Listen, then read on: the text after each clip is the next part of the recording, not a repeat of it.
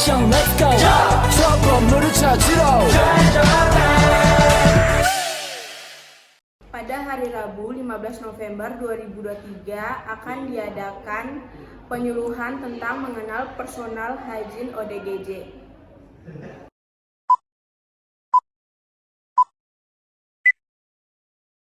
Assalamualaikum warahmatullahi wabarakatuh. Waalaikumsalam warahmatullahi wabarakatuh. Selamat pagi semuanya. Pagi. Yang terhormat petugas kesehatan dari Puskesmas Kramat Jati dan Bapak Ibu yang saya hormati. Puji syukur kita aturkan kepada Tuhan Yang Maha Esa atas berkat dan rahmat-Nya kita dapat berkumpul pada acara pagi hari ini tanpa ada suatu halangan apapun. Sebelum acara dimulai, alangkah baiknya kita membaca doa menurut agama dan kepercayaan kita masing-masing. Berdoa mulai. Berdoa selesai. Berdasarkan kesepakatan kita semua, pada hari ini kita mengadakan edukasi mengenai perawatan diri pada ODGJ. Adapun tujuan penyuluhan kita pada hari ini untuk menjaga kebersihan pasien ODGJ agar senantiasa bersih dan terhindar berbagai penyakit. Untuk waktunya sekitar 60 menit. Untuk sekarang pembukaan selama 3 menit, pemaparan materi selama 50 menit, dan sesi tanya jawab 5 menit, dan yang terakhir 2 menit penutup. Sebelumnya izinkan kami perkenalkan diri. Perkenalkan, saya Atina Makusuma sebagai moderator. Perkenalkan, saya Nanda Dwi Siwadila sebagai pemateri 1. Perkenalkan, saya Risma Putri Susanti sebagai pemateri 2. Baik, langsung saja ke pemaparan materi. Untuk waktu dan tempat saya serahkan kepada pemateri. Baik, terima kasih kepada Mbak Ate untuk waktu dan tempatnya. Selamat pagi Pak, Bu. pagi Baik, sesuai perjanjian pada jadwal kali ini kita akan membahas tentang personal hygiene pada pasien ODGJ. Sebelumnya, apakah ada yang tahu apakah itu perawatan diri?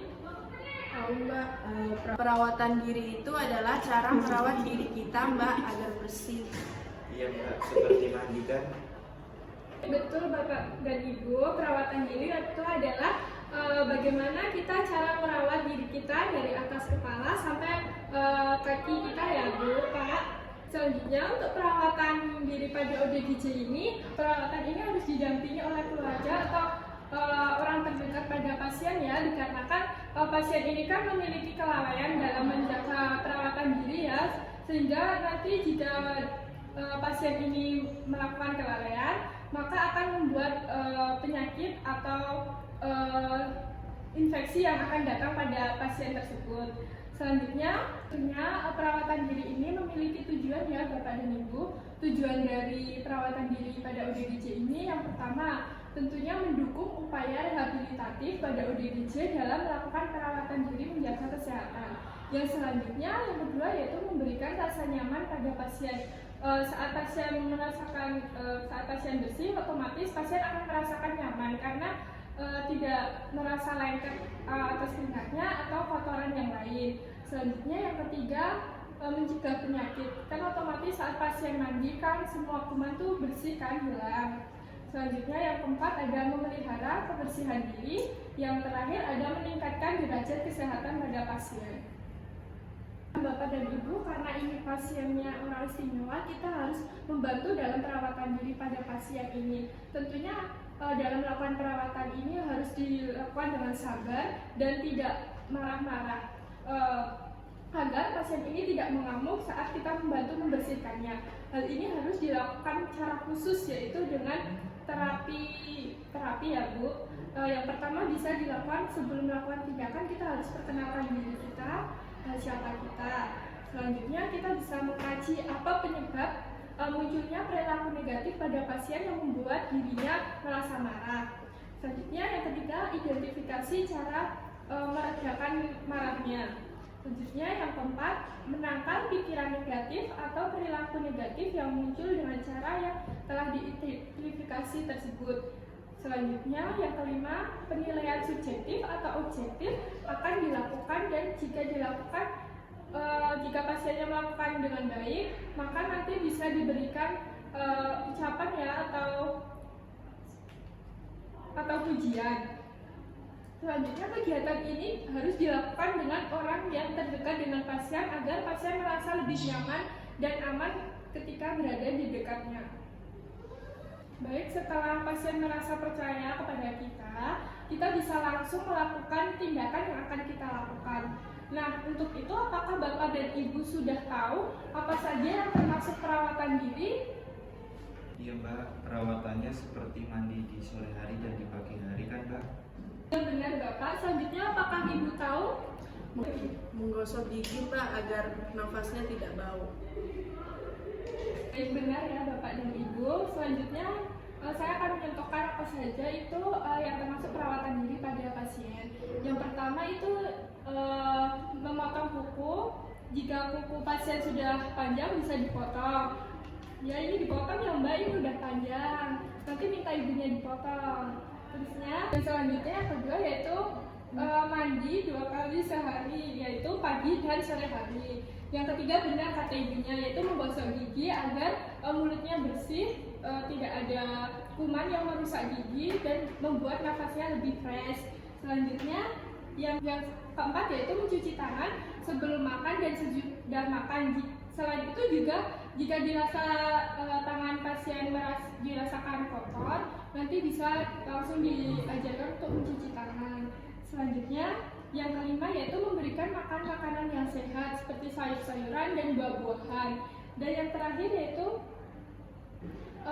sesekali pasien diajak untuk jalan-jalan, tapi harus didampingi oleh ibu dan bapak ya, agar tidak marah atau melarikan diri. Baik, yang selanjutnya yang terakhir yaitu dampak dari gangguan perawatan diri. Jika perawatan diri ini tidak dilakukan secara teratur, tentunya akan munculnya gangguan ya Bu. Yang pertama itu seperti integritas kulit. Pasien akan merasakan gatal sehingga nanti kulitnya akan kayak luka-luka itu karena digaruk ya Bu. Yang kedua yaitu gangguan membran mukosa kulit. Yang ketiga yaitu gangguan fisik pada kuku. Yang keempat ada gangguan kebutuhan rasa nyaman karena pasien merasa dirinya kotor, pasien bisa memberontak. Yang terakhir yaitu nafas bau karena tidak menggosok gigi. Baik Ibu dan Bapak, materi dari saya sudah selesai. Kurang lebihnya mohon maaf, saya kembalikan lagi ke moderator. Baik Mbak Tanda, terima kasih atas pemaparan materinya. Selanjutnya kita masuk ke sesi tanya jawab. Silakan Bapak, Ibu, apakah ada yang ditanyakan? Baik Mbak, izin bertanya apakah gangguan jiwa itu bisa disembuhkan? Iya Mbak, dan jika bisa bagaimana cara mengobatinya?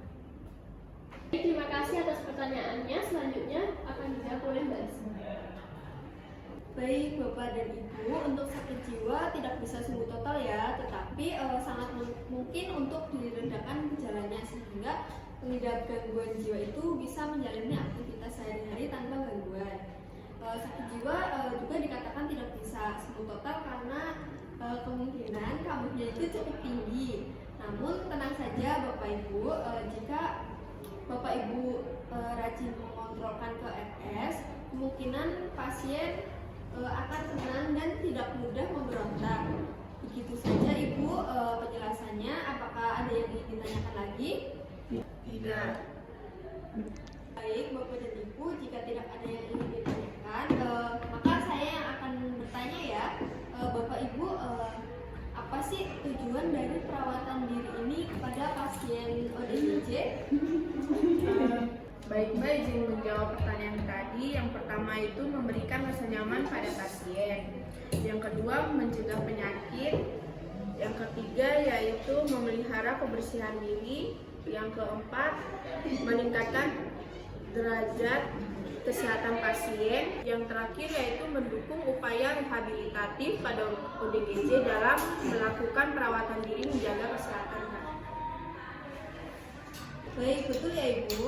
Saya rasa Ibu sudah cukup paham tentang tujuannya. Lalu selanjutnya, apakah Ibu dan Bapak sudah paham tentang dampak jika tidak dilakukan perawatan diri kepada ODGJ ya? Ya, udah Mbak. Yang pertama gangguan integritas kulit, yang kedua gangguan membran mukosa kulit, yang ketiga gangguan fisik pada kuku, yang keempat gangguan kebutuhan rasa nyaman, dan yang kelima nafas bau. Baik, betul sekali ya Bapak. Saya kira untuk materinya ini sudah cukup paham ya. Kalau begitu saya kembalikan ke moderator. Baik, terima kasih kepada pemateri yang telah memberikan materi dan terima kasih untuk audiens yang setia mendengarkan.